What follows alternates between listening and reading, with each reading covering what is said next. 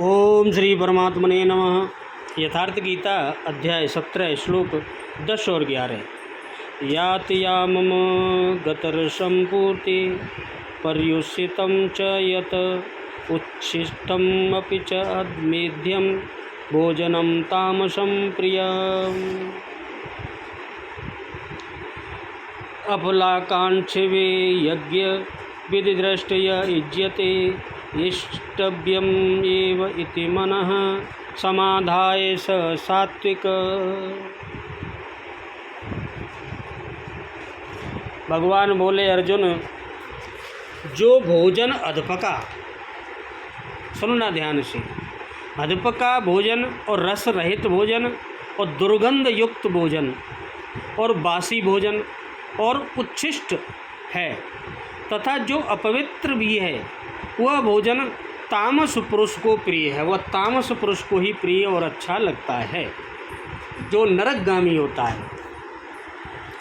और जो शास्त्र विधि से नियत यज्ञ करना ही कर्तव्य है, इस प्रकार मन को समाधान करके फल न चाहने वाले पुरुषों द्वारा किया जाता है, वह सात्विक है। ध्यान से सुनना। बड़े तामस पुरुष के ऐसे भोजन को छोड़ने की कह रहे हैं भगवान।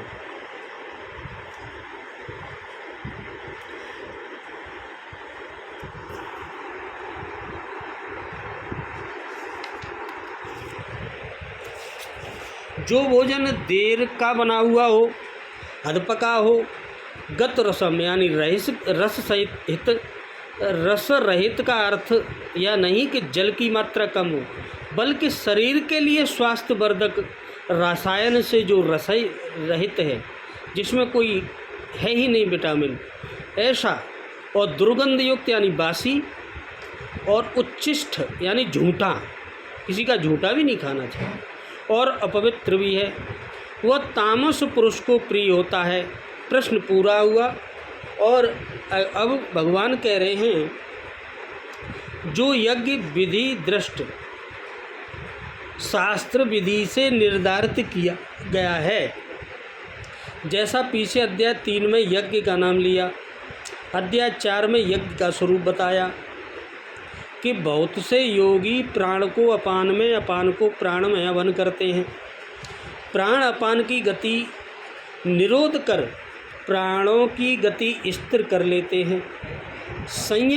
संयमाग्नि में हवन करते हैं, संयम से रहते हैं। इस प्रकार यज्ञ के 14 सोपान बताए, जो सबके सब ब्रह्म तक की दूरी तय कराने वाली हैं।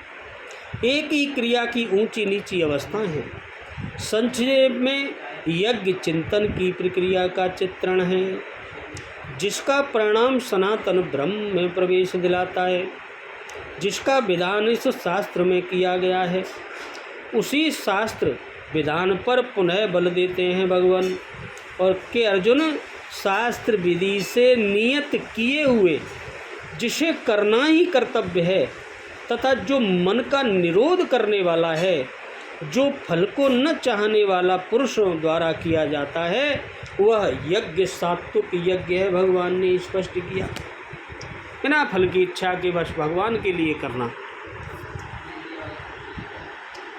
याम प्रहर को कहते हैं। अतएव याम का अर्थ जिस भोजन को दूध तैयार हुए 1 प्रहर बीत चुका हो, ऐसा न मानकर अधपका क्यों माना गया। और अधपका भोजन कैसे भोजन को कहते हैं, इसी श्लोक में पर्युषितम यानी बासी अन्न को तामस बतलाया गया है। यात यामम का अर्थ 1 प्रहर पहले का भोजन मान लेने से बासी भोजन को तामस बतलाने की कोई सार्थकता नहीं रह जाती, क्योंकि जब 1 ही प्रहर पहले बना हुआ भोजन भी तामस है, तब 1 रात पहले बने भोजन का तामस होना तो यों ही सिद्ध हो जाता है। उसे अलग तामस बदलाने की क्या आवश्यकता, यह सोचकर यहाँ यात यामम का अर्थ अधपका किया गया। अधपका उन फलों तथा उन खाद्य पदार्थों को समझना चाहिए जो पूरी तरह से पके न हो, अथवा जिनके सिद्ध होने में यानी सींचने में कमी रह गई हो, पूरे नहीं पके हों। ऐसे को अधपका कहते हैं। गत रसम पद कैसे भोजन का वासक है। अग्नि आदि के संयोग से, हवा से अथवा मौसम बीत जाने आदि के कारणों से जिन रसयुक्त पदार्थों का रस सूख गया हो, जैसे संतरे, ईख आदि रस सूख जाया करते हैं, उनको गत रस कहते हैं। पूर्ति यज्ञ किस प्रकार के भोजन का वाचक है। खाने की जो वस्तुएं स्वभाव से ही दुर्गंध हों, जैसे प्याज है, लहसुन है, अथवा जिनमें किसी प्रकार से दुर्गंध उत्पन्न कर दी गई हो, उन वस्तुओं को पूत कहते हैं। ऐसी कम नहीं खानी चाहिए, पसंद आती हैं तमोगुणी व्यक्ति को। पर्युषित यह पद कैसे भोजन का वाचक है। पहले दिन के बनाए हुए भोजन को पर्युषित यानी बासी कहते हैं। रात बीत जाने से ऐसे खाद्य पदार्थ में विकृति उत्पन्न हो जाती है और उनके खाने से नाना प्रकार के रोग उत्पन्न होते हैं। उन फलों को भी बासी समझना चाहिए जिनमें पेड़ से तोड़े बहुत समय बीत जाने के कारण विकार उत्पन्न हो गया हो। उच्छिष्ट कैसे भोजन का वाचक है। अपने या दूसरे भोजन का कर लेने पर बची हुई झूठी चीज़ों को उच्छिष्ट कहते हैं। अमेध्यम पद कैसे भोजन का वाचक है। जैसे मांस है, अंडे हैं आदि हिंसामय और शराब, ताड़ी आदि निषिद्ध मादक वस्तुएं जो स्वभाव से ही अपवित्र हैं अथवा जिनमें किसी प्रकार के संगदोष से किसी अपवित्र वस्तु, स्थान, पात्र या व्यक्ति के संयोग से या अन्य न्याय अथवा अधर्म से उपर्जित असत धन के द्वारा प्राप्त होने के कारण अपवित्रता आ गई हो, उन सब वस्तुओं को अमेध्य कहते हैं। ऐसे पदार्थ देव पूजन में भी निषिद्ध माने गए हैं। च और इन अव्ययों का प्रयोग करके क्या भाव दिखलाया गया है।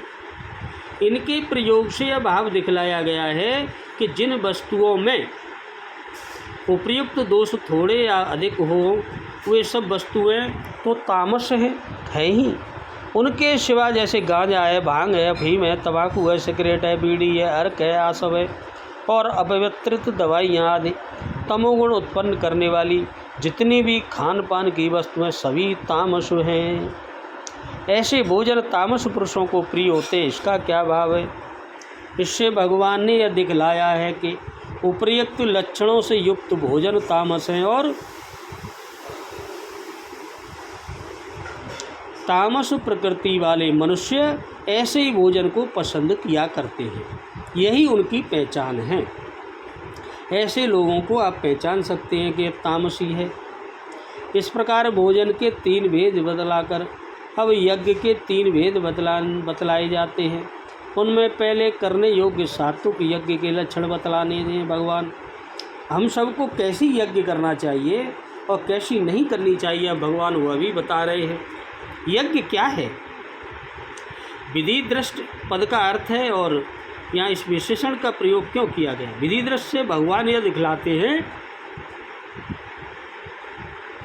कि स्रोत और स्मार्त यज्ञों में से जिस वर्ण या आश्रम के लिए शास्त्रों में जिस यज्ञ का कर्तव्य रूप से विधान किया गया है, वह शास्त्र विहित यज्ञ ही सात्विक है।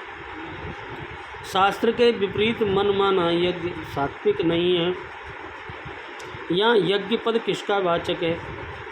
देवता आदि के उद्देश्य घृतादि के द्वारा अग्नि में हवन करना या अन्य किसी प्रकार से किसी भी वस्तु का समर्पण करके किसी की यथायोग्य पूजा करना यज्ञ कहलाता है। करना ही कर्तव्य। इस प्रकार मन का समाधान करके किए हुए यज्ञ को सात्विक बतलाने का क्या अभिप्राय है। यदि फल की इच्छा ही न हो तो फिर कर्म करने की आवश्यकता ही क्या है। ऐसी शंका हो जाने पर मनुष्य की यज्ञ में प्रवृत्ति ही नहीं हो सकती। अतएव करना ही कर्तव्य है। इस प्रकार मन का समाधान करके किए जाने वाले यज्ञ को सात्विक बतलाकर भगवान ने यह भाव प्रकट किया कि अपने अपने वर्णाश्रम के अनुसार जिस यज्ञ का जिसके लिए शास्त्रों में विधान है उसको अवश्य करना चाहिए। ऐसे शास्त्रवेद कर्तव्य रूप यज्ञ न करना भगवान के आदेश का उल्लंघन करना है।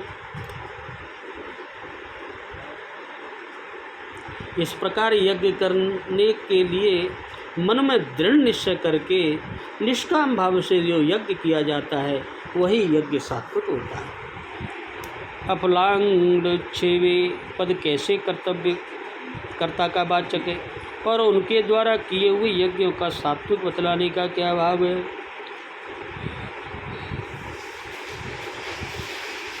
यज्ञ करने वाले जो पुरुष है उस यज्ञ से स्त्री पुत्र धन मकान मान बड़ाई प्रतिष्ठा विजय या स्वर्ग आदि की प्राप्ति एवं किसी प्रकार के अनिष्ट की निवृत्ति रूप श्लोक या परलोक के किसी प्रकार के सुखभोग या दुख निवृत्ति की जरा भी इच्छा नहीं करते, उनका वाचक है। उसके द्वारा किए हुए यज्ञ को सात्विक बतलाकर यह भाव दिखलाया गया है कि फल की इच्छा से किया हुआ यज्ञ विधि पूर्वक किया जाने पर भी पूर्ण सात्विक नहीं हो सकता। सात्विक भाव की पूर्णता के लिए फलेच्छा का त्याग परम आवश्यक है। अब भगवान आगे राजस यज्ञ के लक्षण बताएंगे। बोलो राधे राधे, जय जय श्री कृष्ण।